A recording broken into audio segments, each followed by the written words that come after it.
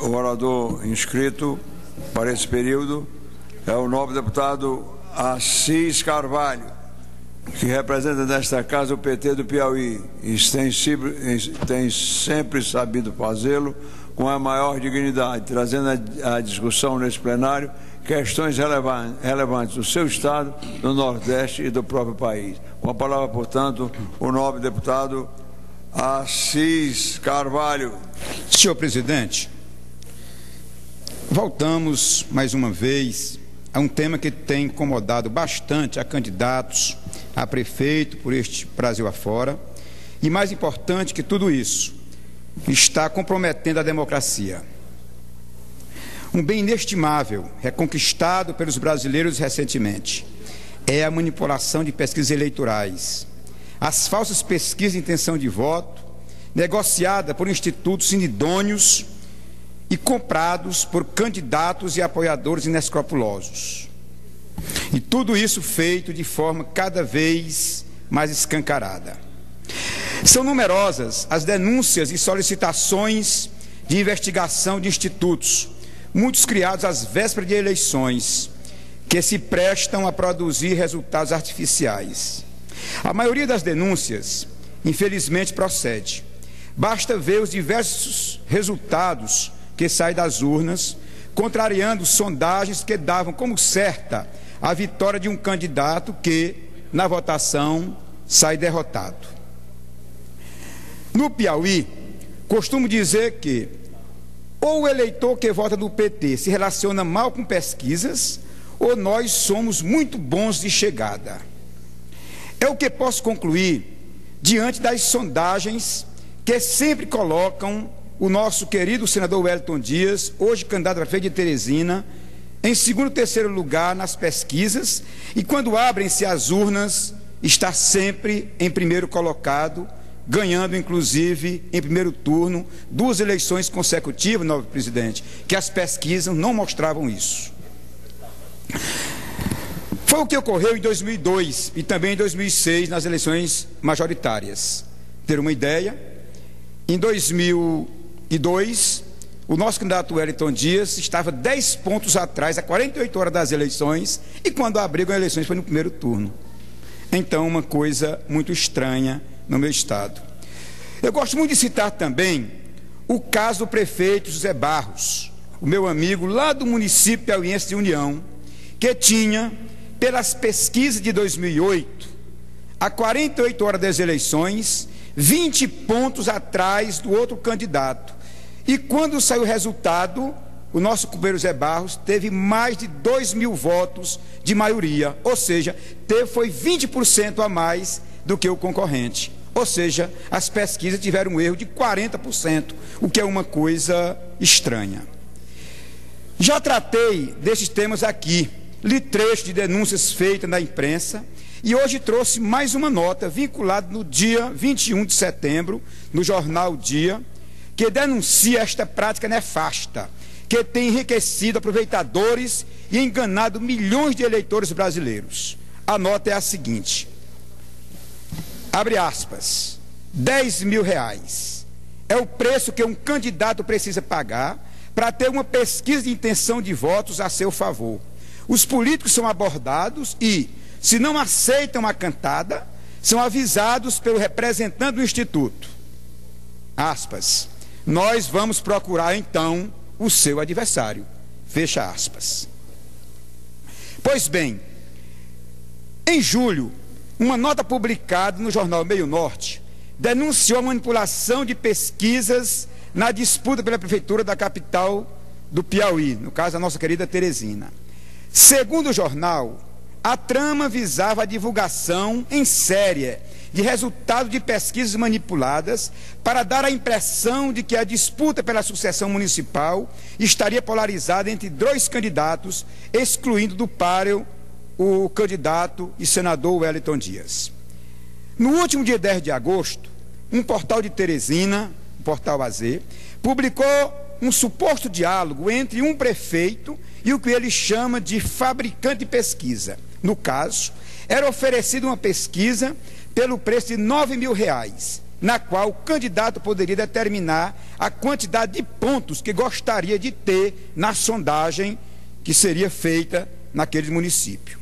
Além disso, é de conhecimento nosso denúncias de abuso do poder econômico para comprar pesquisas, comprar votos, trocar voto por água e atender diversas necessidades dos cidadãos em troca de apoio político em todo o Brasil. Este parlamento precisa tratar essas questões que têm usurpado a cidadania dos brasileiros e comprometido a democracia que construímos a duras penas. Isso deve ser feito à luz do tema da reforma política que está nesta casa e tem a obrigação de discutir e aprovar. Essa tem que ser a obrigação nossa. O financiamento público de campanha eleitoral é o mecanismo que pode ajudar a pôr fim a crimes como estes citados aqui. Cabe a este parlamento fechar as brechas que permitem a compra, a manipulação do voto, que compromete os direitos dos cidadãos de fazer suas escolhas livremente. No caso de fraude de pesquisas eleitorais, crime já previsto na lei eleitoral, é necessário, no mínimo, aumentar a pena, que é muito branda. A divulgação de pesquisas fraudulentas constitui crime punível com detenção de 6 meses a 1 ano e de multa, no máximo de R$ 106.410, conforme resolução do TSE de número 23.364, no seu artigo 19º. Quantia insignificante para a indústria altamente lucrativa que se formou em torno deste crime. É necessário, senhor presidente, ativar este debate e ampliá-lo para todo o Brasil, porque é um assunto que vem incomodando bastante a nós que defendemos com muita garra o fortalecimento da democracia no nosso país.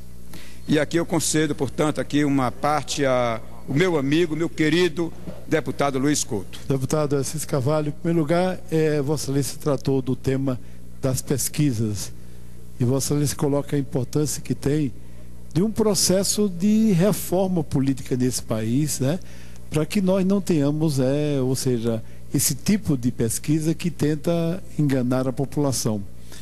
E eu acho que essa eleição ela traz para nós uma grande lição, que é a necessidade de termos uma profunda e consistente reforma política.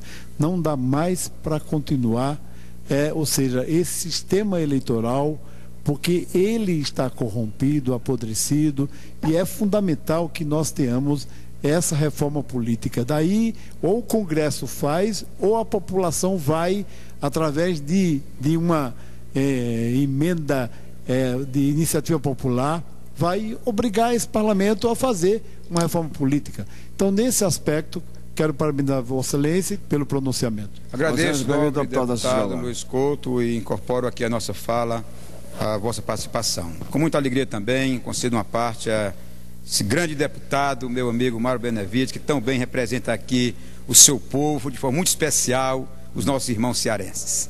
Muito grato a Vossa Excelência por essa referência, nobre deputado Assis Carvalho. Mas diria a Vossa Excelência que nesse enfoque que foi reenfatizado pelo nobre deputado Luiz Couto, a reforma política é realmente intransferível. Não podemos de maneira nenhuma procrastinar aquilo que se tornou imperioso em função de todos esses fatos que Vossa Excelência agora alude e de muitos outros que implicam no desvirtuamento da tendência popular. Então, a Câmara dos Deputados, o Congresso como um todo, as duas casas, portanto, não podem fugir a esse imperativo inelutável de oferecer ao país uma reforma que consubstancie toda uma reformulação que conduza a realidade, a constatação de urnas que projetem efetivamente os anseios da coletividade. Portanto, a minha solidariedade é a tese da reforma política com os conceitos que Vossa Excelência expendeu com muita clareza, permitindo, portanto, o nosso convencimento e já do próprio deputado Luiz Couto, que me antecedeu numa parte ao pronunciamento de Vossa Excelência. Agradeço imensamente, nobre deputado Mário Benevides, incorporo também aqui a vossa parte aqui do nosso pronunciamento. Muito obrigado. E é com muita alegria também poder aqui conceder uma parte à minha querida amiga de categoria, né, que foi minha comandante, também cearense, mas que abrilhanta aqui esta casa, sendo a nossa querida deputada aqui do Distrito Federal, a minha querida Érica Cocai. Deputado Assis Carvalho, eu gostaria de parabenizá-lo pelo seu pronunciamento e dizer que, ao mesmo tempo, agradecer ao povo do Piauí por ter nos oportunizado a sua presença aqui neste Congresso Nacional para que nós possamos qualificar, e Vossa Excelência tem qualificado os trabalhos desta casa, qualificar a relação do Congresso Nacional e da Câmara Federal com o povo deste país. E dizer que Vossa Excelência tem razão, absoluta razão, ao estar pontuando a necessidade de uma reforma política. Nós ainda não conseguimos nem discutir e, portanto, deliberar acerca do relatório do relator Henrique Fontana, da Comissão Especial de Reforma Política, mas a gente fica dialogando com a necessidade da reforma política a cada CPI e a cada processo de investigação. Nós estamos vivendo uma CPI mista, conhecida como a CPI de Carlinhos Cachoeira, onde nós vamos ver os tentáculos do poder econômico entrando e violentando a democracia, entrando nos poderes públicos e particularmente no Congresso Nacional, através do Senado. Tivemos inclusive um senador cassado, o que nos faz colocar frente a frente com a necessidade urgente de uma reforma política para que nós possamos tirar a influência do poder econômico, poder econômico nas campanhas, porque hoje as condições financeiras elas passam a ser premissa para a decisão acerca de candidaturas. Várias pessoas dizem: eu não posso ser candidato porque não tenho recurso. E obviamente o poder econômico que constrói as candidaturas nos fornos dos seus próprios interesses também quer ou tende a dominar os mandatos. Então, portanto, é importante que nós estejamos aqui discutindo e avançando na perspectiva do financiamento público. E, por fim, mais uma vez, agradecer ao bravo povo piauiense que fez a Batalha de Genipapo, que derrotou o Major Fidier, que derrotou aquele que derrotou, que esteve na guerra, representando na guerra com Bonaparte, e que foi derrotado pelo bravo povo piauiense, obviamente contando com a ajuda do povo cearense e do povo maranhense. Parabéns para Vossa Excelência. Eu que agradeço imensamente, minha querida Érica, incorporando também as suas sábias palavras aqui na nossa fala desta tarde. E só para registrar, minha querida Érica, a questão da reforma política é tão urgente que as referências que nós já temos pelo Brasil afora são muitas. Vou colocar apenas uma aqui para compreender em que pé nós chegamos. Na nossa campanha em Teresina, essa questão do marketing, nós tínhamos contratado inicialmente um marqueteiro lá que acompanhasse a campanha Wellington Dias, uma pessoa muito decente, e ele chegou num certo momento entregando a campanha porque um outro tinha colocado 3 vezes o valor que ele trabalharia por a gente. Quer dizer, é uma questão meramente econômica. Contratamos um outro nosso querido estado do Ceará, que nós já conhecíamos, começou a trabalhar conosco, na madrugada foi embora porque recebeu uma proposta que não deveria trabalhar para a gente. Então, se você se apropria do poder econômico, você compra marqueteiro, compra instituto, compra eleitor. Então, está uma coisa escandalosa. Eu acho que isso é preciso tomarmos uma decisão com urgência, porque, lamentavelmente, desse jeito, as pessoas não estão tendo a liberdade de votar livremente, porque você faz uma maquiagem, vende uma mentira, depois que as pessoas elegem, vê qual foi a mentira que elegeu, vai se dar conta, e aí é como diz aqui o nosso chamamento permanente: o voto não tem preço, tem consequência. E essas maquiagens também estão desvirtuando bastante esses processos, lamentavelmente. Então era isso, minha querida Érica, e aqui também, com muita alegria, poder aqui incorporar aqui a sua parte aqui, a nossa fala.